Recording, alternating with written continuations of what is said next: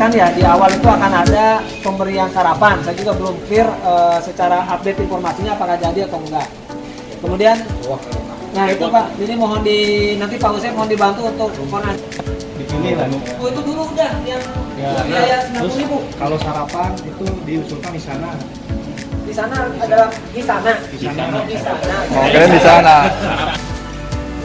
Dengan PTA tahun ini harapannya besok kita menghasilkan output yang sesuai dengan tema tadi ya, buat kemajuan perusahaan kita. Artinya sesuai dengan yang dibicarakan sama Pak Nandi tadi, bahwa kita sudah tidak ada lagi sekat-sekat, apalagi kita ada di one umbrella ya, satu payung seperti